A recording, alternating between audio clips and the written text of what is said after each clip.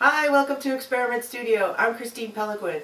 When I teach workshops, I always like to tell people that in art, there are no rules, only new things to learn. Right now we're going to learn how to make really gorgeous thank you cards out of fabric and paper collage.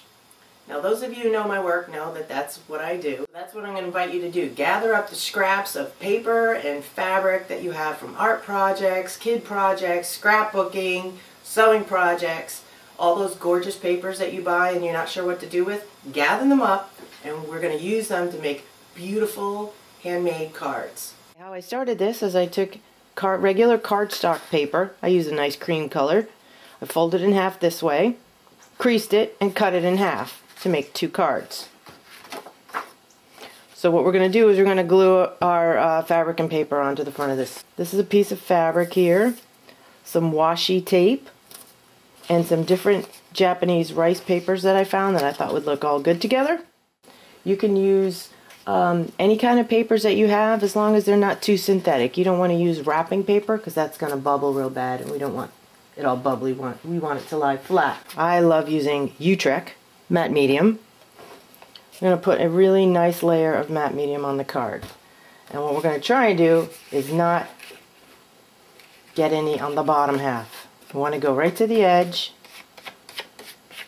all the way around, but don't get any, you don't want your card sticking together, so make sure you're just getting it on the top layer. We want a nice thick layer though, because we're going to glue all this down so that it's not coming off.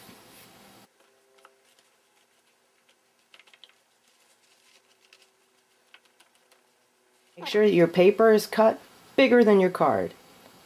I want all the edges hanging off in all the directions. You can flip the card over like that and see. Press it down. Squeeze all the medium, nice and even. Coat it all the way past the edges, because when it dries it's going to make a nice stiff edge. They'll be real easy to trim off. Make a nice even edge on our card. Alright, I'm going to keep assembling my card here. I'm going to play with the edges, play with the shapes. Let's see, I know I have that much showing there. Just keep gluing each piece down. I'm going to put a nice lighter paper on top so I can stamp my words. Piece of fabric coming off this edge, something going off this side, something going off that side. Just keep gluing everything down.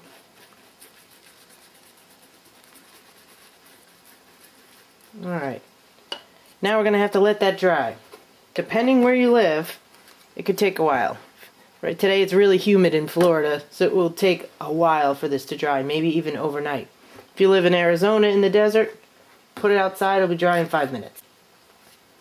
Here's an example of one that was dried already, and I stamped the thank you on it, just using regular ink stamps, and then covered another layer with matte medium on it. Now we're going to trim it. I'm going to open it up to trim these sides. Using a sharp X-Acto, you just trim it up. Be careful not to cut the card.